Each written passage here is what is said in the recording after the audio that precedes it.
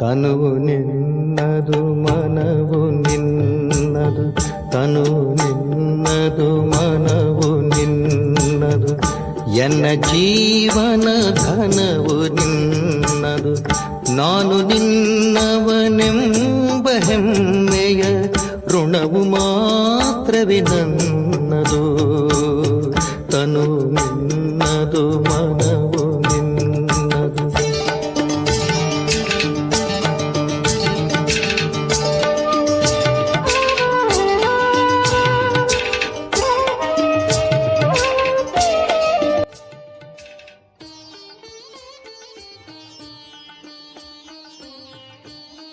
ಓಂ ಶಾಂತಿ.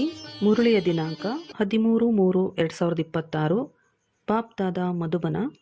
ಮಧುರ ಮಕ್ಕಳೇ, ನೀವು ಶ್ರೀಮತದಂತೆ ತತ್ವಗಳ ಸಹಿತವಾಗಿ ಇಡೀ ಪ್ರಪಂಚವನ್ನು ಪಾವನವನ್ನಾಗಿ ಮಾಡುವ ಸೇವೆ ಮಾಡಬೇಕಾಗಿದೆ. ಎಲ್ಲರಿಗೂ ಸುಖ ಮತ್ತು ಶಾಂತಿಯ ಮಾರ್ಗವನ್ನು ತಿಳಿಸಬೇಕಾಗಿದೆ. ಪ್ರಶ್ನೆ: ನೀವು ಮಕ್ಕಳು ತಮ್ಮ ದೇಹವನ್ನೂ ಮರೆಯುವ ಪುರುಷಾರ್ಥ ಮಾಡುತ್ತೀರಿ, ಆದ್ದರಿಂದ ನಿಮಗೆ ಯಾವ ವಸ್ತುವಿನ ಅವಶ್ಯಕತೆ ಇಲ್ಲ? ಉತ್ತರ: ಚಿತ್ರಗಳ ಅವಶ್ಯಕತೆ ಇಲ್ಲ. ಯಾವಾಗ ಈ ಚಿತ್ರ ಅಂದರೆ ದೇಹವನ್ನೇ ಮರೆಯಬೇಕಾಗಿದೆ ಅಂದ ಮೇಲೆ ಆ ಚಿತ್ರಗಳ ಅವಶ್ಯಕತೆ ಏನಿದೆ? ಸ್ವಯಂವನ್ನು ಆತ್ಮನೆಂದು ತಿಳಿದು ವಿದೇಹಿ ತಂದೆಯನ್ನು ಮತ್ತು ಮಧುರ ಮನೆಯನ್ನು ನೆನಪು ಮಾಡಿ. ಈ ಚಿತ್ರಗಳು ಚಿಕ್ಕ ಮಕ್ಕಳಿಗಾಗಿ ಅರ್ಥಾತ್ ಹೊಸಬರಿಗಾಗಿ ಇವೆ. ನೀವಂತೂ ನೆನಪಿನಲ್ಲಿರಬೇಕು ಮತ್ತು ಎಲ್ಲರಿಗೆ ನೆನಪು ಮಾಡಿಸಬೇಕಾಗಿದೆ. ಉದ್ಯೋಗ ವ್ಯವಹಾರಗಳನ್ನು ಮಾಡುತ್ತಾ ಸತೋಪ್ರಧಾನರಾಗಲು ನೆನಪಿನಲ್ಲಿಯೇ ಇರುವ ಅಭ್ಯಾಸ ಮಾಡಿ. ಗೀತೆ: ಅದೃಷ್ಟವನ್ನು ಬೆಳಗಿಸಿಕೊಂಡು ಬಂದಿದ್ದೇನೆ. ಶಿವ ಭಗವಾನುವಾಚ್: ಮಧುರಾತಿ ಮಧುರ ಮಕ್ಕಳೇ, ಈ ಶಬ್ದಗಳನ್ನು ಕೇಳಿದಿರಿ ಮತ್ತು ಕೂಡಲೇ ಖುಷಿಯಲ್ಲಿ ರೋಮಾಂಚನವಾಗಿ ಬಿಡುತ್ತೀರಿ. ಏಕೆಂದರೆ ಮಕ್ಕಳಿಗೆ ತಿಳಿದಿದೆ, ಇಲ್ಲಿ ಸೌಭಾಗ್ಯ ಸ್ವರ್ಗದ ಅದೃಷ್ಟವನ್ನು ಪಡೆಯಲು ಬಂದಿದ್ದೀರಿ. ಹೀಗೆ ಮತ್ತೆಲ್ಲಿಯೂ ಹೇಳುವುದಿಲ್ಲ. ನೀವು ತಿಳಿದುಕೊಂಡಿದ್ದೀರಿ, ನಾವು ಶಿವತಂದೆಯಿಂದ ಸ್ವರ್ಗದ ಆಸ್ತಿಯನ್ನು ತೆಗೆದುಕೊಳ್ಳುತ್ತಿದ್ದೇವೆ, ಅರ್ಥಾತ್ ಸ್ವರ್ಗವನ್ನಾಗಿ ಮಾಡುವ ಪುರುಷಾರ್ಥ ಮಾಡುತ್ತಿದ್ದೇವೆ. ಕೇವಲ ಸ್ವರ್ಗವಾಸಿಗಳಾಗುವುದಲ್ಲ, ಆದರೆ ಸ್ವರ್ಗದಲ್ಲಿ ಶ್ರೇಷ್ಠ ಪದವಿಯನ್ನು ಪಡೆಯುವ ಪುರುಷಾರ್ಥ ಮಾಡುತ್ತಿದ್ದೇವೆ. ಸ್ವರ್ಗದ ಸಾಕ್ಷಾತ್ಕಾರ ಮಾಡಿಸುವ ತಂದೆಯೇ ನಮಗೆ ಓದಿಸುತ್ತಿದ್ದಾರೆ. ಇದೂ ಸಹ ಮಕ್ಕಳಿಗೆ ನಶೆ ಇರಬೇಕು. ಭಕ್ತಿಯು ಈಗ ಮುಗಿಯಲಿದೆ. ಭಗವಂತನು ಭಕ್ತರ ಉದ್ಧಾರ ಮಾಡಲು ಬರುತ್ತಾರೆ ಎಂದು ಹೇಳಲಾಗುತ್ತದೆ. ಏಕೆಂದರೆ ರಾವಣನ ಬಂಧನಗಳಲ್ಲಿ ಸಿಕ್ಕಿ ಹಾಕಿಕೊಂಡಿದ್ದಾರೆ. ಅನೇಕ ಮನುಷ್ಯರ ಅನೇಕ ಮತಗಳಿವೆ. ನೀವಂತೂ ಅರಿತುಕೊಂಡಿದ್ದೀರಿ, ಸೃಷ್ಟಿಚಕ್ರದ ಈ ಅನಾದಿ ಆಟವು ಮಾಡಲ್ಪಟ್ಟಿದೆ. ಇದನ್ನೂ ಸಹ ಭಾರತವಾಸಿಗಳು ತಿಳಿದುಕೊಂಡಿದ್ದೀರಿ. ಅವಶ್ಯವಾಗಿ ನಾವು ಪ್ರಾಚೀನ ಹೊಸ ಪ್ರಪಂಚದ ನಿವಾಸಿಗಳಾಗಿದ್ದೆವು. ಈಗ ಹಳೆಯ ಪ್ರಪಂಚದ ನಿವಾಸಿಗಳಾಗಿದ್ದೇವೆ. ತಂದೆಯು ಸ್ವರ್ಗ ಹೊಸ ಪ್ರಪಂಚವನ್ನಾಗಿ ಮಾಡಿದರು ಮತ್ತು ರಾವಣನು ನರಕವನ್ನಾಗಿ ಮಾಡಿದ್ದಾನೆ. ಬಾಪ್ ದಾದಾರವರ ಮತದಂತೆ ನೀವೀಗ ತಮಗಾಗಿ ಹೊಸ ಪ್ರಪಂಚವನ್ನು ಸ್ಥಾಪನೆ ಮಾಡುತ್ತಿದ್ದೀರಿ. ಹೊಸ ಪ್ರಪಂಚಕ್ಕಾಗಿ ಓದುತ್ತಿದ್ದೀರಿ. ಯಾರು ಓದಿಸುತ್ತಾರೆ? ಜ್ಞಾನಸಾಗರ ಪತಿತ ಪಾವನ, ಅವರಿಗೆ ಮಹಿಮೆ ಇದೆ. ಆ ಒಬ್ಬರ ವಿನಃ ಮತ್ಯಾರಿಗೂ ಮಹಿಮೆ ಇಲ್ಲ. ಅವರೇ ಪತಿತ ಪಾವನಾಗಿದ್ದಾರೆ. ನಾವೆಲ್ಲರೂ ಪತಿತರಾಗಿದ್ದೇವೆ. ಯಾರಿಗೂ ಪಾವನ ಪ್ರಪಂಚದ ನೆನಪು ಇಲ್ಲ. ನೀವೀಗ ತಿಳಿದುಕೊಂಡಿದ್ದೀರಿ, ಅವಶ್ಯವಾಗಿ 5000 ವರ್ಷಗಳ ಮೊದಲು ಪಾವನ ಪ್ರಪಂಚವಿತ್ತು. ಈ ಭಾರತವೇ ಇತ್ತು. ಉಳಿದೆಲ್ಲ ಧರ್ಮದವರು ಶಾಂತಿಯಲ್ಲಿದ್ದರು. ನಾವು ಭಾರತವಾಸಿಗಳು ಸುಖಧಾಮದಲ್ಲಿದ್ದೆವು. ಮನುಷ್ಯರು ಶಾಂತಿಯನ್ನು ಬಯಸುತ್ತಾರೆ, ಆದರೆ ಇಲ್ಲಂತೂ ಯಾರೂ ಶಾಂತವಾಗಿರಲು ಸಾಧ್ಯವಿಲ್ಲ. ಇದು ಶಾಂತಿಧಾಮವಲ್ಲ, ಅದು ನಿರಾಕಾರಿ ಪ್ರಪಂಚವಾಗಿದೆ. ಅಲ್ಲಿಂದ ನಾವು ಬರುತ್ತೇವೆ. ಬಾಕಿ ಸತ್ಯಯುಗವು ಸುಖಧಾಮವಾಗಿದೆ. ಅದಕ್ಕೆ ಶಾಂತಿಧಾಮ ಎಂದು ಹೇಳುವುದಿಲ್ಲ. ಅಲ್ಲಿ ನೀವು ಪವಿತ್ರತೆ, ಸುಖ, ಶಾಂತಿಯಲ್ಲಿರುತ್ತೀರಿ. ಯಾವುದೇ ಏರುಪೇರುಗಳು ಇರುವುದಿಲ್ಲ. ಮನೆಯಲ್ಲಿ ಮಕ್ಕಳು ಜಗಳ ಕಲಹ ಮಾಡಿಕೊಂಡರೂ ಅವರಿಗೆ ಶಾಂತವಾಗಿರಿ ಎಂದು ಹೇಳಲಾಗುತ್ತದೆ. ತಂದೆಯು ತಿಳಿಸುತ್ತಾರೆ, ನೀವಾತ್ಮರು ಆ ಶಾಂತಿ ದೇಶದವರಾಗಿದ್ದೀರಿ. ಈಗ ಈ ಜಗಳದ ಪ್ರಪಂಚದಲ್ಲಿ ಬಂದು ಕುಳಿತಿದ್ದೀರಿ. ಈ ಮಾತು ನಿಮ್ಮ ಬುದ್ಧಿಯಲ್ಲಿದೆ. ನೀವು ತಂದೆಯ ಮೂಲಕ ಪುನಃ ಶ್ರೇಷ್ಠಾತಿಶ್ರೇಷ್ಠ ಪದವಿಯನ್ನು ಪಡೆಯುವ ಪುರುಷಾರ್ಥ ಮಾಡುತ್ತಿದ್ದೀರಿ. ಈ ಶಾಲೆಯು ಕಡಿಮೆಯೇ? ಇದು ಪರಮಾತ್ಮನ ವಿಶ್ವವಿದ್ಯಾಲಯವಾಗಿದೆ. ಇಡೀ ಪ್ರಪಂಚದಲ್ಲಿ ಇದೇ ಅತೀ ದೊಡ್ಡ ವಿಶ್ವವಿದ್ಯಾಲಯವಾಗಿದೆ. ಇದರಲ್ಲಿ ಎಲ್ಲರೂ ತಂದೆಯಿಂದ ಶಾಂತಿ ಮತ್ತು ಸುಖದ ಆಸ್ತಿಯನ್ನು ಪಡೆಯುತ್ತಾರೆ. ಒಬ್ಬ ತಂದೆಯ ವಿನಃ ಮತ್ಯಾರಿಗೂ ಮಹಿಮೆ ಇಲ್ಲ, ಬ್ರಹ್ಮನಿಗೂ ಮಹಿಮೆ ಇಲ್ಲ. ತಂದೆಯೇ ಈ ಸಮಯದಲ್ಲಿ ಬಂದು ಆಸ್ತಿಯನ್ನು ಕೊಡುತ್ತಾರೆ. ನಂತರ ಸುಖವೇ ಸುಖವಿರುತ್ತದೆ. ಸುಖ ಶಾಂತಿಯನ್ನು ಕೊಡುವವರು ಒಬ್ಬರೇ ಶಿವತಂದೆಯಾಗಿದ್ದಾರೆ. ಅವರದೇ ಮಹಿಮೆ ಇದೆ. ಸತ್ಯ ತ್ರೇತಾಯುಗದಲ್ಲಿ ಯಾರದೇ ಮಹಿಮೆಯಾಗುವುದಿಲ್ಲ. ಅಲ್ಲಂತೂ ರಾಜಧಾನಿಯು ನಡೆಯುತ್ತಿರುತ್ತದೆ. ನೀವು ಆಸ್ತಿಯನ್ನು ಪಡೆದುಕೊಳ್ಳುತ್ತೀರಿ. ಉಳಿದವರೆಲ್ಲರೂ ಶಾಂತಿಧಾಮದಲ್ಲಿರುತ್ತಾರೆ. ಯಾರಿಗೂ ಮಹಿಮೆ ಇಲ್ಲ. ಬಲೆ ಕ್ರಿಸ್ತನು ಧರ್ಮ ಸ್ಥಾಪನೆ ಮಾಡುತ್ತಾರೆ, ಆದರೆ ಅದನ್ನಂತೂ ಮಾಡಲೇಬೇಕಾಗಿದೆ. ಧರ್ಮ ಸ್ಥಾಪನೆ ಮಾಡಿದರೂ ಸಹ ಮತ್ತೆ ಕೆಳಗಿಳಿಯತೊಡಗುತ್ತಾರೆ. ಅಂದ ಮೇಲೆ ಅವರ ಮಹಿಮೆ ಏನಾಯಿತು? ಮಹಿಮೆಗೆ ಯೋಗ್ಯರಾದವರು ಒಬ್ಬರೇ ಆಗಿದ್ದಾರೆ. ಅವರಿಗೆ ಪತಿತ ಪಾವನ ಮುಕ್ತಿದಾತ ಎಂದು ಹೇಳಿ ಕರೆಯುತ್ತಾರೆ. ಅವರಿಗೆ ಕ್ರಿಸ್ತ, ಬುದ್ಧ ಮೊದಲಾದವರು ನೆನಪು ಬರುತ್ತಾ ಇರುತ್ತಾರೆಂದಲ್ಲ, ಓ ಗಾಡ್ ಫಾದರ್ ಎಂದು ನೆನಪೂ ಸಹ ಒಬ್ಬರನ್ನೇ ಮಾಡುತ್ತಾರೆ. ಸತ್ಯುಗದಲ್ಲಿ ಯಾರದೇ ಮಹಿಮೆಯಾಗುವುದಿಲ್ಲ. ಕೊನೆಯಲ್ಲಿ ಈ ಧರ್ಮಗಳು ಆರಂಭವಾದಾಗ ತಂದೆಯ ಮಹಿಮೆಯನ್ನು ಹಾಡುತ್ತಾರೆ ಮತ್ತು ಭಕ್ತಿಯು ಆರಂಭವಾಗುತ್ತದೆ. ನಾಟಕವು ಹೇಗೆ ಮಾಡಲ್ಪಟ್ಟಿದೆ, ಹೇಗೆ ಚಕ್ರವು ಸುತ್ತುತ್ತದೆ ಎಂಬುದನ್ನು ಯಾರು ತಂದೆಯ ಮಕ್ಕಳಾಗಿದ್ದಾರೆಯೋ ಅವರೇ ತಿಳಿದುಕೊಂಡಿದ್ದಾರೆ. ತಂದೆಯು ರಚಯಿತನಾಗಿದ್ದಾರೆ. ಹೊಸ ಸೃಷ್ಟಿಯನ್ನು, ಸ್ವರ್ಗವನ್ನು ರಚಿಸುತ್ತಾರೆ. ಆದರೆ ಎಲ್ಲರೂ ಸ್ವರ್ಗದಲ್ಲಿ ಬರಲು ಸಾಧ್ಯವಿಲ್ಲ. ನಾಟಕದ ರಹಸ್ಯವನ್ನೂ ಸಹ ತಿಳಿದುಕೊಳ್ಳಬೇಕಾಗಿದೆ. ತಂದೆಯಿಂದ ಸುಖದ ಆಸ್ತಿಯು ಸಿಗುತ್ತದೆ. ಈ ಸಮಯದಲ್ಲಿ ಎಲ್ಲರೂ ದುಃಖಿಯಾಗಿದ್ದಾರೆ. ಈಗ ಎಲ್ಲರೂ ಹಿಂತಿರುಗಿ ಮನೆಗೆ ಹೋಗಬೇಕಾಗಿದೆ. ಮತ್ತೆ ಸುಖದಲ್ಲಿ ಬರಬೇಕಾಗಿದೆ. ನೀವು ಮಕ್ಕಳಿಗೆ ಬಹಳ ಒಳ್ಳೆಯ ಪಾತ್ರವು ಸಿಕ್ಕಿದೆ. ಯಾವ ತಂದೆಗೆ ಇಷ್ಟೊಂದು ಮಹಿಮೆ ಇದೆಯೋ ಅವರು ಈಗ ಬಂದು ಸಮ್ಮುಖದಲ್ಲಿ ಕುಳಿತಿದ್ದಾರೆ ಮತ್ತು ಮಕ್ಕಳಿಗೆ ತಿಳಿಸಿಕೊಡುತ್ತಾರೆ. ಎಲ್ಲರೂ ಮಕ್ಕಳಲ್ಲವೇ? ತಂದೆಯಂತೂ ಸದಾ ಸಂತೋಷವಾಗಿರುತ್ತಾರೆ. ವಾಸ್ತವದಲ್ಲಿ ತಂದೆಗೆ ಇದನ್ನು ಹೇಳುವಂತಿಲ್ಲ.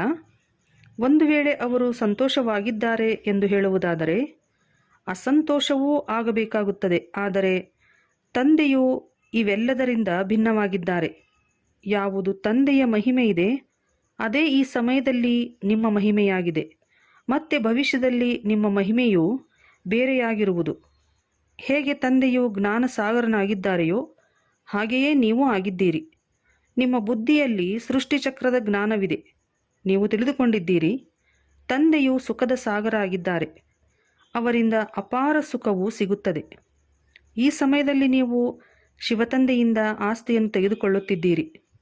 ತಂದೆಯು ಮಕ್ಕಳಿಗೆ ಈಗ ಶ್ರೇಷ್ಠ ಕರ್ಮವನ್ನು ಕಲಿಸುತ್ತಿದ್ದಾರೆ. ಹೇಗೆ ಈ ಲಕ್ಷ್ಮೀನಾರಾಯಣರಿದ್ದಾರೆ, ಇವರು ಅವಶ್ಯವಾಗಿ ಹಿಂದಿನ ಜನ್ಮದಲ್ಲಿ ಒಳ್ಳೆಯ ಕರ್ಮ ಮಾಡಿದ್ದಾರೆ. ಆದ್ದರಿಂದ ಈ ಪದವಿ ಪಡೆದಿದ್ದಾರೆ. ಇವರು ರಾಜ್ಯವನ್ನು ಹೇಗೆ ಪಡೆದರು ಎಂದು ಪ್ರಪಂಚದಲ್ಲಿ ಯಾರೂ ತಿಳಿದುಕೊಂಡಿಲ್ಲ. ಶಿವತಂದೆಯು ತಿಳಿಸುತ್ತಾರೆ, ನೀವು ಮಕ್ಕಳು ಈಗ ಇಂತಹ ದೇವತೆಗಳಾಗುತ್ತಿದ್ದೀರಿ. ನಿಮ್ಮ ಬುದ್ಧಿಯಲ್ಲಿ ಬರುತ್ತದೆ, ನಾವೇ ಈ ರೀತಿಯಾಗಿದ್ದೆವು, ಈಗ ಪುನಃ ಆಗುತ್ತೇವೆ. ತಂದೆಯು ಕುಳಿತು ಕರ್ಮ, ಅಕರ್ಮ, ವಿಕರ್ಮದ ಗತಿಯನ್ನು ತಿಳಿಸುತ್ತಾರೆ. ಇದರಿಂದ ನಾವು ಈ ರೀತಿಯಾಗುತ್ತೇವೆ. ಶ್ರೀಮತವನ್ನು ಕೊಡುತ್ತಾರೆ. ಅಂದ ಮೇಲೆ ಶ್ರೀಮತವನ್ನು ಅರಿತುಕೊಳ್ಳಬೇಕಲ್ಲವೇ? ಶ್ರೀಮತದಿಂದ ಇಡೀ ಪ್ರಪಂಚವು ತತ್ವಗಳ ಸಹಿತ ಎಲ್ಲರನ್ನೂ ಶ್ರೇಷ್ಠರನ್ನಾಗಿ ಮಾಡುತ್ತಾರೆ. ಸತ್ಯುಗದಲ್ಲಿ ಎಲ್ಲರೂ ಶ್ರೇಷ್ಠರಾಗಿದ್ದೀರಿ. ಅಲ್ಲಿ ಯಾವುದೇ ಏರುಪೇರು ಅಥವಾ ಬಿರುಗಾಳಿ ಇತ್ಯಾದಿಗಳು ಏನೂ ಇರುವುದಿಲ್ಲ. ಹೆಚ್ಚು ಬಿಸಿಲಾಗಲಿ ಹೆಚ್ಚು ಚಳಿಯಾಗಲಿ ಇರುವುದಿಲ್ಲ. ಸದಾ ವಸಂತ ಋತು ಇರುತ್ತದೆ. ಅಲ್ಲಿ ನೀವು ಎಷ್ಟೊಂದು ಸುಖಿಯಾಗಿರುತ್ತೀರಿ. ಅವರಂತೂ ಖುದಾನು ಹೆವೆನ್ ಅಥವಾ ಬಹಿಷ್ಠ ಸ್ವರ್ಗ ಸ್ಥಾಪನೆ ಮಾಡುತ್ತಾರೆ ಎಂದು ಹಾಡುತ್ತಾರೆ. ಅಂದ ಮೇಲೆ ಅದರಲ್ಲಿ ಶ್ರೇಷ್ಠ ಪದವಿಯನ್ನು ಪಡೆಯುವ ಪುರುಷಾರ್ಥ ಮಾಡಬೇಕು. ಯಾವಾಗಲೂ ಮಾತಾಪಿತರನ್ನು ಫಾಲೋ ಮಾಡಿ ಎಂದು ಹೇಳಲಾಗುತ್ತದೆ. ತಂದೆಯನ್ನು ನೆನಪು ಮಾಡುವುದರಿಂದ ವಿಕರ್ಮಗಳು ವಿನಾಶವಾಗುತ್ತವೆ ಮತ್ತು ತಂದೆಯ ಜೊತೆ ನಾವಾತ್ಮರು ಒಟ್ಟಿಗೆ ಹೋಗುತ್ತೇವೆ. ಶ್ರೀಮತದಂತೆ ನಡೆದು ಪ್ರತಿಯೊಬ್ಬರಿಗೂ ಮಾರ್ಗವನ್ನು ತಿಳಿಸಬೇಕಾಗಿದೆ. ಬೇಹದ್ದಿನ ತಂದೆಯು ಸ್ವರ್ಗದ ರಚಯಿತನಾಗಿದ್ದಾರೆ. ಈಗಂತೂ ನರಕವಾಗಿದೆ. ಅಂದ ಮೇಲೆ ಅವಶ್ಯವಾಗಿ ನರಕದಲ್ಲಿಯೇ ಸ್ವರ್ಗದ ಆಸ್ತಿಯನ್ನು ಕೊಟ್ಟಿರಬೇಕು. ಈಗ 84 ಜನ್ಮಗಳು ಪೂರ್ಣವಾಗುತ್ತವೆ. ಮತ್ತೆ ನಾವು ಮೊದಲ ಜನ್ಮವನ್ನು ಸ್ವರ್ಗದಲ್ಲಿ ತೆಗೆದುಕೊಳ್ಳಬೇಕಾಗಿದೆ. ನಿಮ್ಮ ಗುರಿ ಧ್ಯೇಯವು ಸಮ್ಮುಖದಲ್ಲಿ ನಿಂತಿದೆ. ಈ ಲಕ್ಷ್ಮೀನಾರಾಯಣರಂತೆ ಆಗಬೇಕಾಗಿದೆ. ನಾವೇ ಲಕ್ಷ್ಮೀನಾರಾಯಣರಾಗುತ್ತೇವೆ. ವಾಸ್ತವದಲ್ಲಿ ಈ ಚಿತ್ರಗಳ ಅವಶ್ಯಕತೆಯೂ ಇಲ್ಲ. ಯಾರು ಕಚ್ಚಾ ಇದ್ದಾರೆ, ಪದೇ ಪದೇ ಮರೆತು ಹೋಗುತ್ತಾರೆಯೋ ಅವರಿಗಾಗಿ ಚಿತ್ರಗಳನ್ನು ಇಡಲಾಗುತ್ತದೆ. ಕೆಲವರು ಕೃಷ್ಣನ ಚಿತ್ರವನ್ನು ಇಟ್ಟುಕೊಳ್ಳುತ್ತಾರೆ. ಕೃಷ್ಣನನ್ನು ನೋಡದೆ ನೆನಪು ಮಾಡಲು ಆಗುವುದಿಲ್ಲ. ಎಲ್ಲರ ಬುದ್ಧಿಯಲ್ಲಿ ಚಿತ್ರವಂತೂ ಇರುತ್ತದೆ. ನಿಮಗೆ ಯಾವುದೇ ಚಿತ್ರವನ್ನು ಇಟ್ಟುಕೊಳ್ಳುವ ಅವಶ್ಯಕತೆ ಇಲ್ಲ. ನೀವು ತಮ್ಮನ್ನು ಆತ್ಮನೆಂದು ತಿಳಿಯುತ್ತೀರಿ. ನೀವು ನಿಮ್ಮ ಚಿತ್ರ ಅಥವಾ ಶರೀರವನ್ನೂ ಸಹ ಮರೆಯಬೇಕಾಗಿದೆ. ದೇಹ ಸಹಿತ ಎಲ್ಲ ಸಂಬಂಧಗಳನ್ನು ಮರೆಯಬೇಕಾಗಿದೆ. ತಂದೆಯು ತಿಳಿಸುತ್ತಾರೆ, ನೀವೆಲ್ಲರೂ ಒಬ್ಬ ಪ್ರಿಯತಮನ ಪ್ರಿಯತಮೆಯರಾಗಿದ್ದೀರಿ. ನನ್ನನ್ನು ನೆನಪು ಮಾಡಿ, ಆಗ ವಿಕರ್ಮಗಳು ವಿನಾಶವಾಗುವವು. ಇಂತಹ ಸ್ಥಿತಿ ಇರಲಿ. ಯಾವುದೇ ಸಮಯದಲ್ಲಿ ಶರೀರ ಬಿಟ್ಟರೂ ಸಹ ನಾವು ಈ ಹಳೆಯ ಪ್ರಪಂಚವನ್ನು ಬಿಟ್ಟು ಈಗ ತಂದೆಯ ಬಳಿ ಹೋಗುತ್ತೇವೆಂದು ತಿಳಿದುಕೊಳ್ಳಬೇಕು. 84 ಜನ್ಮಗಳು ಪೂರ್ಣವಾಯಿತು. ಈಗ ಹಿಂತಿರುಗಿ ಹೋಗಬೇಕಾಗಿದೆ. ತಂದೆಯು ಆದೇಶ ನೀಡಿದ್ದಾರೆ, ನನ್ನನ್ನು ನೆನಪು ಮಾಡಿ. ಕೇವಲ ತಂದೆಯನ್ನೂ ಮತ್ತು ಮಧುರ ಮನೆಯನ್ನೂ ನೆನಪು ಮಾಡಿ. ಬುದ್ಧಿಯಲ್ಲಿದೆ, ನಾನಾತ್ಮ ಅಶರೀರಿಯಾಗಿದ್ದೆನೋ. ನಂತರ ಇಲ್ಲಿ ಪಾತ್ರವನ್ನು ಅಭಿನಯಿಸುವುದಕ್ಕಾಗಿ ಶರೀರವನ್ನು ಧಾರಣೆ ಮಾಡಿದ್ದೇನೆ. ಪಾತ್ರವನ್ನು ಅಭಿನಯಿಸುತ್ತಾ ಪತಿತನಾಗಿ ಬಿಟ್ಟಿದ್ದೇನೆ. ಈ ಶರೀರವಂತೂ ಹಳೆಯ ಪಾದರಕ್ಷೆಯಾಗಿದೆ. ಆತ್ಮವು ಪವಿತ್ರವಾಗುತ್ತಿದೆ. ಪವಿತ್ರ ಶರೀರವಂತೂ ಇಲ್ಲಿ ಸಿಗಲು ಸಾಧ್ಯವಿಲ್ಲ. ನಾವಾತ್ಮರು ಈಗ ಹಿಂತಿರುಗಿ ಮನೆಗೆ ಹೋಗುತ್ತೇವೆ. ಮೊದಲು ರಾಜಕುಮಾರಿಯರಾಗುತ್ತೇವೆ. ಮತ್ತೆ ಸ್ವಯಂವರದ ನಂತರ ಲಕ್ಷ್ಮೀನಾರಾಯಣರಾಗುತ್ತೇವೆ. ರಾಧೇಕೃಷ್ಣರು ಯಾರು ಎಂಬುದು ಗೊತ್ತೇ ಇಲ್ಲ. ಇಬ್ಬರೂ ಬೇರೆ ಬೇರೆ ರಾಜಧಾನಿಯವರಾಗಿದ್ದರು. ನಂತರ ಅವರ ಸ್ವಯಂವರವಾಯಿತು. ನೀವು ಮಕ್ಕಳಲ್ಲಿಯೂ ಕೆಲವರು ಧ್ಯಾನದಲ್ಲಿ ಸ್ವಯಂವರವನ್ನು ನೋಡಿದ್ದಾರೆ. ಆರಂಭದಲ್ಲಿ ಬಹಳ ಸಾಕ್ಷಾತ್ಕಾರಗಳಾಗುತ್ತಿತ್ತು. ಏಕೆಂದರೆ ನಿಮ್ಮನ್ನು ಪಾಕಿಸ್ತಾನದಲ್ಲಿ ಖುಷಿಯಲ್ಲಿಡಲು ಇವೆಲ್ಲ ಪಾತ್ರಗಳು ನಡೆಯುತ್ತಿತ್ತು. ಕೊನೆಯಲ್ಲಂತೂ ಹೊಡೆದಾಟಗಳು, ಭೂಕಂಪ ಬಹಳಷ್ಟು ನಡೆಯುವುದು. ನಿಮಗೆ ಸಾಕ್ಷಾತ್ಕಾರವಾಗುತ್ತಾ ಇರುತ್ತದೆ. ನಾನು ಯಾವ ಪದವಿಯನ್ನು ಪಡೆಯುತ್ತೇನೆಂದು ಪ್ರತಿಯೊಬ್ಬರಿಗೆ ಅರ್ಥವಾಗುತ್ತದೆ. ನಂತರ ಕಡಿಮೆ ಓದುವವರು ಬಹಳ ಪಶ್ಚಾತ್ತಾಪ ಪಡುತ್ತಾರೆ. ಆಗ ತಂದೆಯು ಹೇಳುತ್ತಾರೆ, ನೀವೇ ಓದಲಿಲ್ಲ, ಅನ್ಯರಿಗೂ ಓದಿಸಲಿಲ್ಲ, ನೆನಪಿನಲ್ಲಿಯೂ ಇರುತ್ತಿರಲಿಲ್ಲ. ನೆನಪಿನಿಂದಲೇ ಸತೋಪ್ರಧಾನರಾಗಲು ಸಾಧ್ಯ. ಪತಿತ ಪಾವನನಂತೂ ತಂದೆಯೇ ಆಗಿದ್ದಾರೆ. ತಂದೆಯು ತಿಳಿಸುತ್ತಾರೆ, ಮಕ್ಕಳೇ, ನನ್ನೊಬ್ಬನನ್ನೇ ನೆನಪು ಮಾಡಿದರೆ ನಿಮ್ಮ ತುಕ್ಕು ಬಿಟ್ಟು ಹೋಗುವುದು, ಅಂದರೆ ಪಾಪ ಹೊರಟು ಹೋಗುವುದು. ನೆನಪಿನ ಯಾತ್ರೆಯ ಪುರುಷಾರ್ಥ ಮಾಡಬೇಕಾಗಿದೆ. ಉದ್ಯೋಗ ವ್ಯವಹಾರಗಳನ್ನು ಬಲೆ ಮಾಡಿ ಕರ್ಮವನ್ನಂತೂ ಮಾಡಲೇಬೇಕಲ್ಲವೇ? ಆದರೆ ಬುದ್ಧಿಯೋಗವು ಮೇಲಿರಲಿ, ಅಂದರೆ ಶಿವತಂದೆಯ ಜೊತೆ ಇರಲಿ. ತಮೋಪ್ರಧಾನರಿಂದ ಸತೋಪ್ರಧಾನರು ಇಲ್ಲಿಯೇ ಆಗಬೇಕಾಗಿದೆ. ಗೃಹಸ್ಥ ವ್ಯವಹಾರದಲ್ಲಿರುತ್ತಾ ನೀವು ನನ್ನನ್ನು ನೆನಪು ಮಾಡಿ, ಆಗಲೇ ನೀವು ಹೊಸ ಪ್ರಪಂಚದ ಮಾಲೀಕರಾಗುವಿರಿ. ತಂದೆಯು ಮತ್ತೇನೂ ಕಷ್ಟವನ್ನು ಕೊಡುವುದಿಲ್ಲ. ನಿಮಗೆ ಬಹಳ ಸಹಜ ಉಪಾಯವನ್ನು ತಿಳಿಸುತ್ತಾರೆ. ಸುಖಧಾಮದ ಮಾಲೀಕರಾಗಲು ನನ್ನೊಬ್ಬನನ್ನೇ ನೆನಪು ಮಾಡಿ. ಈಗ ನೀವು ನೆನಪು ಮಾಡಿಕೊಳ್ಳಿ, ತಂದೆಯೂ ಸಹ ನಕ್ಷತ್ರ ಮಾದರಿಯಾಗಿ ಇದ್ದಾರೆ. ಅವರು ಸರ್ವಶಕ್ತಿವಂತನಾಗಿದ್ದಾರೆ. ಬಹಳ ತೇಜೋಮಯನಾಗಿದ್ದಾರೆಂದು ಮನುಷ್ಯರು ತಿಳಿಯುತ್ತಾರೆ. ಆದರೆ ಶಿವತಂದೆಯು ಹೇಳುತ್ತಾರೆ, ನಾನು ಮನುಷ್ಯ ಸೃಷ್ಟಿಯ ಚೈತನ್ಯ ಬೀಜರೂಪನಾಗಿದ್ದೇನೆ. ಬೀಜವಾಗಿರುವ ಕಾರಣ ಸೃಷ್ಟಿಯ ಆದಿ ಮಧ್ಯ ಅಂತ್ಯವನ್ನು ತಿಳಿದುಕೊಂಡಿದ್ದೇನೆ. ನೀವಂತೂ ಬೀಜವಲ್ಲ, ನಾನು ಬೀಜವಾಗಿದ್ದೇನೆ. ಆದ್ದರಿಂದ ನನಗೆ ಜ್ಞಾನಸಾಗರ ಎಂದು ಹೇಳುತ್ತಾರೆ. ಮನುಷ್ಯ ಸೃಷ್ಟಿಯ ಚೈತನ್ಯ ಬೀಜವೆಂದ ಮೇಲೆ ಅವರಿಗೆ ಈ ಸೃಷ್ಟಿಚಕ್ರವು ಹೇಗೆ ಸುತ್ತುತ್ತದೆ ಎಂಬುದನ್ನು ಅವಶ್ಯವಾಗಿ ತಿಳಿದಿರುತ್ತದೆ. ಋಷಿ ಮುನಿ ಮೊದಲಾದವರು ಯಾರೂ ಸಹ ರಚಯಿತ ಮತ್ತು ರಚನೆಯ ಆದಿ ಮಧ್ಯ ಅಂತ್ಯವನ್ನು ತಿಳಿದುಕೊಂಡಿಲ್ಲ. ಮಕ್ಕಳು ಒಂದು ವೇಳೆ ತಿಳಿದುಕೊಂಡಿದ್ದರೆ ಅವರ ಬಳಿ ಹೋಗುವುದರಲ್ಲಿ ತಡವಾಗುವುದಿಲ್ಲ. ಆದರೆ ತಂದೆಯ ಬಳಿ ಹೋಗುವ ಮಾರ್ಗವನ್ನು ಯಾರೂ ತಿಳಿದುಕೊಂಡಿಲ್ಲ. ಪಾವನ ಪ್ರಪಂಚಕ್ಕೆ ಪತಿತರು ಹೋಗುವುದಕ್ಕಾದರೂ ಹೇಗೆ ಸಾಧ್ಯ? ಆದ್ದರಿಂದ ತಂದೆಯು ತಿಳಿಸುತ್ತಾರೆ, ಕಾಮ ಮಹಾಶತ್ರುವಿನ ಮೇಲೆ ಜಯಗಳಿಸಿ. ಇದೇ ನಿಮಗೆ ಆದಿ ಮಧ್ಯ ಅಂತ್ಯ ದುಃಖ ಕೊಡುತ್ತದೆ. ನೀವು ಮಕ್ಕಳಿಗೆ ಎಷ್ಟು ಚೆನ್ನಾಗಿ ತಿಳಿಸುತ್ತಾರೆ. ಯಾವುದೇ ಕಷ್ಟವಿಲ್ಲ. ಕೇವಲ ತಂದೆ ಮತ್ತು ಆಸ್ತಿಯನ್ನು ನೆನಪು ಮಾಡಬೇಕಾಗಿದೆ. ತಂದೆಯ ನೆನಪು ಅರ್ಥಾತ್ ಯೋಗದಿಂದ ಪಾಪಗಳು ಭಸ್ಮವಾಗುತ್ತವೆ. ತಂದೆಯಿಂದಲೇ ಸೆಕೆಂಡಿನಲ್ಲಿ ರಾಜ್ಯಭಾಗ್ಯವು ಸಿಗುತ್ತದೆ. ಮಕ್ಕಳು ಭಲೆ ಸ್ವರ್ಗದಲ್ಲಂತೂ ಬರುತ್ತೀರಿ, ಆದರೆ ಸ್ವರ್ಗದಲ್ಲಿಯೂ ಶ್ರೇಷ್ಠ ಪದವಿಯನ್ನು ಪಡೆಯುವ ಪುರುಷಾರ್ಥ ಮಾಡಬೇಕಾಗಿದೆ. ಸ್ವರ್ಗದಲ್ಲಂತೂ ಹೋಗಲೇಬೇಕಾಗಿದೆ. ಸ್ವಲ್ಪ ಕೇಳಿದರೂ ಸಹ ತಂದೆಯು ಬಂದಿದ್ದಾರೆ ಎಂಬುದನ್ನು ತಿಳಿದುಕೊಳ್ಳುತ್ತಾರೆ. ಈಗಲೂ ಸಹ ಹೇಳುತ್ತಾರೆ, ಇದು ಅದೇ ಮಹಾಭಾರತ ಯುದ್ಧವಾಗಿದೆ. ಅವಶ್ಯವಾಗಿ ತಂದೆಯು ಇರುವರು. ಅವರೇ ಮಕ್ಕಳಿಗೆ ರಾಜಯೋಗವನ್ನು ಕಲಿಸುತ್ತಾರೆ. ನೀವು ಎಲ್ಲರನ್ನೂ ಜಾಗೃತಗೊಳಿಸುತ್ತಾ ಇರುತ್ತೀರಿ. ಯಾರು ಅನೇಕರನ್ನು ಜಾಗೃತಗೊಳಿಸುವರೋ ಅವರು ಶ್ರೇಷ್ಠ ಪದವಿಯನ್ನು ಪಡೆಯುತ್ತಾರೆ. ಪುರುಷಾರ್ಥ ಮಾಡಬೇಕಾಗಿದೆ.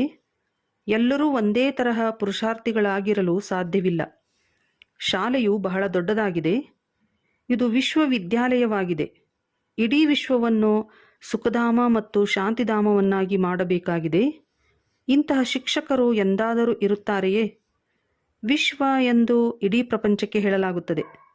ತಂದೆಯೇ ಇಡೀ ವಿಶ್ವದ ಮನುಷ್ಯ ಮಾತ್ರರನ್ನು ಸತೋಪ್ರಧಾನರನ್ನಾಗಿ ಮಾಡುತ್ತಾರೆ, ಅರ್ಥಾತ್ ಸ್ವರ್ಗವನ್ನಾಗಿ ಮಾಡುತ್ತಾರೆ. ಭಕ್ತಿ ಮಾರ್ಗದಲ್ಲಿ ಏನೆಲ್ಲ ಹಬ್ಬಗಳನ್ನು ಆಚರಿಸುವರೋ ಅವೆಲ್ಲವೂ ಈ ಸಂಗಮ ಯುಗದ್ದಾಗಿದೆ. ಸತ್ಯ ತ್ರೇತಾಯುಗದಲ್ಲಿ ಯಾವುದೇ ಹಬ್ಬಗಳು ಇರುವುದಿಲ್ಲ. ಅಲ್ಲಂತೂ ಪ್ರಾರಬ್ಧವನ್ನು ಭೋಗಿಸುತ್ತಾರೆ. ಹಬ್ಬಗಳೆಲ್ಲವನ್ನೂ ಇಲ್ಲಿಯೇ ಆಚರಿಸುತ್ತಾರೆ. ಹೋಲಿ ಮತ್ತು ದುರಿಯಾ ಇವು ಜ್ಞಾನದ ಮಾತುಗಳಾಗಿವೆ. ಏನು ಕಳೆದು ಹೋಯಿತೋ ಅದೆಲ್ಲವನ್ನೂ ಹಬ್ಬಗಳ ರೂಪದಲ್ಲಿ ಆಚರಿಸುತ್ತಾ ಬಂದಿದ್ದಾರೆ. ಎಲ್ಲವೂ ಈ ಸಮಯದ್ದಾಗಿದೆ. ಈ 100 ವರ್ಷಗಳಲ್ಲಿ ಎಲ್ಲ ಕೆಲಸಗಳು ಆಗಿಬಿಡುತ್ತವೆ. ಸೃಷ್ಟಿಯು ಹೊಸದಾಗಿ ಬಿಡುತ್ತದೆ. ನೀವು ತಿಳಿದುಕೊಂಡಿದ್ದೀರಿ, ನಾವು ಅನೇಕ ಬಾರಿ ಸುಖದ ಆಸ್ತಿಯನ್ನು ಪಡೆದುಕೊಂಡಿದ್ದೇವೆ ಮತ್ತು ಕಳೆದುಕೊಂಡಿದ್ದೇವೆ. ನಾವೀಗ ಪುನಃ ತಂದೆಯಿಂದ ಆಸ್ತಿಯನ್ನು ಪಡೆಯುತ್ತಿದ್ದೇವೆಂದು ಖುಷಿಯಾಗುತ್ತೇವೆ. ಅನ್ನರಿಗೂ ಮಾರ್ಗವನ್ನು ತಿಳಿಸಬೇಕಾಗಿದೆ. ನಾಟಕದ ಅನುಸಾರ ಸ್ವರ್ಗದ ಸ್ಥಾಪನೆಯು ಖಂಡಿತ ಆಗುವುದು. ಹೇಗೆ ಹಗಲಿನ ನಂತರ ರಾತ್ರಿ, ರಾತ್ರಿಯ ನಂತರ ಹಗಲಾಗುತ್ತದೆ, ಹಾಗೆಯೇ ಕಲಿಯುಗದ ನಂತರ ಖಂಡಿತವಾಗಿಯೂ ಸತ್ಯಯುಗವಾಗಬೇಕಾಗಿದೆ. ಮಧುರಾತಿ ಮಧುರ ಮಕ್ಕಳ ಬುದ್ಧಿಯಲ್ಲಿ ಖುಷಿಯ ಗಂಟೆಯು ಮೊಳಗಬೇಕು. ಈಗ ಸಮಯವು ಪೂರ್ಣವಾಗುತ್ತದೆ. ನಾವು ಶಾಂತಿಧಾಮಕ್ಕೆ ಹೋಗುತ್ತೇವೆ. ಇದು ಅಂತಿಮ ಜ್ಞಾನವಾಗಿದೆ ಮತ್ತು ಅಂತಿಮ ಜನ್ಮವಾಗಿದೆ. ಖುಷಿಯಲ್ಲಿದ್ದಾಗ ಕರ್ಮ ಭೋಗವೂ ಸಹ ಹಗುರವಾಗಿ ಬಿಡುತ್ತದೆ. ನೋವನ್ನನುಭವಿಸಿ ಮತ್ತು ಇನ್ನು ಸ್ವಲ್ಪ ಲೆಕ್ಕಾಚಾರವು ಯೋಗ ಬಲದಿಂದ ಸಮಾಪ್ತಿಯಾಗುವುದು. ತಂದೆಯು ಮಕ್ಕಳಿಗೆ ಧೈರ್ಯವನ್ನು ಕೊಡುತ್ತಾರೆ. ನಿಮ್ಮ ಸುಖದ ದಿನಗಳು ಬರುತ್ತಿವೆ. ಉದ್ಯೋಗ ವ್ಯವಹಾರಗಳನ್ನೂ ಮಾಡಬೇಕಾಗಿದೆ. ಶರೀರ ನಿರ್ವಹಣೆಗಾಗಿ ಹಣವಂತೂ ಬೇಕಲ್ಲವೇ? ತಂದೆಯು ತಿಳಿಸಿದ್ದಾರೆ, ವ್ಯಾಪಾರಿಗಳು ಧರ್ಮಕ್ಕಾಗಿ ಹಣವನ್ನು ತೆಗೆಯುತ್ತಾರೆ. ಹೆಚ್ಚು ಹಣವಿದ್ದರೆ ಬಹಳ ದಾನ ಮಾಡುತ್ತೇವೆಂದು ತಿಳಿಯುತ್ತಾರೆ. ಇಲ್ಲಿಯೂ ಸಹ ತಂದೆಯು ತಿಳಿಸುತ್ತಾರೆ, ಯಾರಾದರೂ 2 ಪೈಸೆಯನ್ನು ಕೊಟ್ಟರೂ ಸಹ ಅದಕ್ಕೆ ಪ್ರತಿಫಲವಾಗಿ 21 ಜನ್ಮಗಳಿಗಾಗಿ ಬಹಳಷ್ಟು ಪ್ರಾಪ್ತಿಯಾಗುತ್ತದೆ. ಮೊದಲು ನೀವು ಯಾವ ದಾನ ಪುಣ್ಯಗಳನ್ನು ಮಾಡುತ್ತಿದ್ದೀರೋ ಅದಕ್ಕೆ ಪ್ರತಿಯಾಗಿ ಇನ್ನೊಂದು ಜನ್ಮದಲ್ಲಿ ಸಿಗುತ್ತಿತ್ತು. ಈಗಂತೂ 21 ಜನ್ಮಗಳಿಗಾಗಿ ಪ್ರತಿಫಲ ಸಿಗುತ್ತದೆ.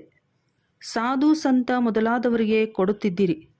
ಈಗ ನಿಮಗೆ ತಿಳಿದಿದೆ, ಇದೆಲ್ಲವೂ ಸಮಾಪ್ತಿಯಾಗುವುದಿದೆ. ಈಗ ನಾನು ಸಮ್ಮುಖದಲ್ಲಿ ಬಂದಿದ್ದೇನೆ ಅಂದ ಮೇಲೆ ಈ ಕಾರ್ಯದಲ್ಲಿ ತೊಡಗಿಸಿ, ಆಗ ನಿಮಗೆ 21 ಜನ್ಮಗಳಿಗಾಗಿ ಆಸ್ತಿಯು ಸಿಗುತ್ತದೆ. ಮೊದಲು ನೀವು ಪರೋಕ್ಷವಾಗಿ ಕೊಡುತ್ತಿದ್ದೀರಿ, ಇದು ಪ್ರತ್ಯಕ್ಷವಾಗಿದೆ. ಉಳಿದಂತೆ ನಿಮ್ಮದೆಲ್ಲವೂ ಸಮಾಪ್ತಿಯಾಗುವುದು. ತಂದೆಯು ಹೇಳುತ್ತಿರುತ್ತಾರೆ, ಹಣವಿದ್ದರೆ ಸೇವಾ ಕೇಂದ್ರವನ್ನು ತೆರೆಯುತ್ತಾ ಹೋಗಿ. ಈ ಶಬ್ದಗಳನ್ನು ಬರೆಯಿರಿ. ಸತ್ಯ ಗೀತಾ ಪಾಠಶಾಲೆ.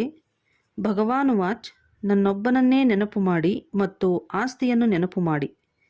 ಒಳ್ಳೆಯದು. ಮಧುರಾತಿ ಮಧುರ ಅಗಲಿ ಹೋಗಿ ಮರಳಿ ಸಿಕ್ಕಿರುವ ಮಕ್ಕಳ ಪ್ರತಿ ಮಾತಾಪಿತಾ ಬಾಪ್ ದಾದಾರವರ ನೆನಪು, ಪ್ರೀತಿ ಹಾಗೂ ಸುಪ್ರಭಾತ. ಆತ್ಮಿಕ ಮಕ್ಕಳಿಗೆ ಆತ್ಮಿಕ ತಂದೆಯ ನಮಸ್ತೆ. ಆತ್ಮಿಕ ಮಕ್ಕಳಿಂದ ಆತ್ಮಿಕ ತಂದೆಗೆ ನಮಸ್ತೆ ನಮಸ್ತೆ ನಮಸ್ತೆ. ಧಾರಣೆಗಾಗಿ ಮುಖ್ಯ ಸಾರ. ತಂದೆಯ ಸಮಾನ ಮಹಿಮಾಯೋಗ್ಯರಾಗಲು ತಂದೆಯನ್ನು ಫಾಲೋ ಮಾಡಬೇಕಾಗಿದೆ. ಇದು ಅಂತಿಮ ಜನ್ಮವಾಗಿದೆ. ಈಗ ಮನೆಗೆ ಹೋಗಬೇಕಾಗಿದೆ. ಆದ್ದರಿಂದ ಒಳಗಿಂದೊಳಗೆ ಖುಷಿಯ ವಾದ್ಯವು ಮೊಳಗುತ್ತಿರಲಿ. ಕರ್ಮಭೋಗವನ್ನು ಕರ್ಮಯೋಗದಿಂದ ಅರ್ಥಾತ್ ತಂದೆಯ ನೆನಪಿನಿಂದ ಖುಷಿ ಖುಷಿಯಾಗಿ ಸಮಾಪ್ತಿ ಮಾಡಿಕೊಳ್ಳಬೇಕಾಗಿದೆ. ವರದಾನ: ಬಾಲಕನಿಂದ ಮಾಲೀಕನೆಂಬ ಸ್ಮೃತಿಯಿಂದ ಸರ್ವ ಖಜಾನೆಗಳ ಅಧಿಕಾರಿ, ಪ್ರಾಪ್ತಿ ಸಂಪನ್ನ ಆಗಿರಿ. ನಾವು ತಂದೆಯ ಸರ್ವ ಖಜಾನೆಗಳ ಬಾಲಕನಿಂದ ಮಾಲೀಕರಾಗಿದ್ದೇವೆ. ಸ್ವಾಭಾವಿಕ ಯೋಗಿ, ಸ್ವಾಭಾವಿಕವಾಗಿ ರಾಜ್ಯಾಧಿಕಾರಿಯಾಗಿದ್ದೇವೆ. ಈ ಸ್ಮೃತಿಯಿಂದ ಸರ್ವ ಪ್ರಾಪ್ತಿ ಸಂಪನ್ನರಾಗಿರಿ. ಸದಾ ಇದೇ ಹಾಡನ್ನು ಹಾಡುತ್ತೀರಿ. ಏನನ್ನು ಪಡೆಯಬೇಕಾಗಿತ್ತು ಅದನ್ನು ಪಡೆದೆನು, ಕಳೆದುಕೊಂಡೆನೋ ಪಡೆದೆನು, ಕಳೆದುಕೊಂಡೆನೋ ಪಡೆದೆನು ಎನ್ನುವಂತಹ ಆಟವನ್ನಾಡಬಾರದು. ಪಡೆಯುತ್ತಿದ್ದೇನೆ ಪಡೆಯುತ್ತಿದ್ದೇನೆ ಎನ್ನುವುದು ಅಧಿಕಾರಿಯ ಮಾತಲ್ಲ. ಯಾರು ಸಂಪನ್ನ ತಂದೆಯ ಬಾಲಕರು, ಸಾಗರನ ಮಕ್ಕಳಾಗಿದ್ದಾರೆಯೋ ಅವರು ನೌಕರನಂತೆ ಕಷ್ಟಪಡಲು ಸಾಧ್ಯವಿಲ್ಲ. ಸ್ಲೋಗನ್: ಯೋಗಬಲದ ಮೂಲಕ ಕರ್ಮಭೋಗದ ಮೇಲೆ ವಿಜಯವನ್ನು ಪ್ರಾಪ್ತಿ ಮಾಡಿಕೊಳ್ಳುವುದೇ ಶ್ರೇಷ್ಠ ಪುರುಷಾರ್ಥವಾಗಿದೆ. ಅವ್ಯಕ್ತ ಸೂಚನೆ: ನಿಶ್ಚಯದ ತಳಪಾಯವನ್ನು ಬಲಗೊಳಿಸಿ ಸದಾ ನಿರ್ಭಯ ಮತ್ತು ನಿಶ್ಚಿಂತರಾಗಿರಿ. ಎಲ್ಲದಕ್ಕಿಂತ ಮೊದಲು ಸ್ವಯಂನಲ್ಲಿ ಪೂರ್ಣ ವಿಶ್ವಾಸವಿರಬೇಕು. ನಂತರ ಬಾಪ್ ದಾದಾ ಮತ್ತು ಸರ್ವ ಪರಿವಾರದ ಆತ್ಮರಲ್ಲಿ ವಿಶ್ವಾಸವಿರಬೇಕಾಗಿದೆ. ಎಷ್ಟು ವಿಶ್ವಾಸಿಯಾಗಿ ನಿಶ್ಚಯ ಬುದ್ಧಿಯಾಗಿ ಯಾವುದೇ ಕರ್ತವ್ಯ ಮಾಡಿದರೆ ವಿಶ್ವಾಸವಿರುವುದರಿಂದ ಸಫಲತಾಪೂರ್ಣರಾಗುವಿರಿ. ನಂಬಿಗಸ್ತರಾಗುವುದರಿಂದ ಪ್ರತಿ ಕರ್ತವ್ಯ, ಪ್ರತಿ ಸಂಕಲ್ಪ, ಪ್ರತಿ ಮಾತು ಶಕ್ತಿಶಾಲಿಯಾಗುವುದು. ಒಳ್ಳೆಯದು. ಓಂ ಶಾಂತಿ.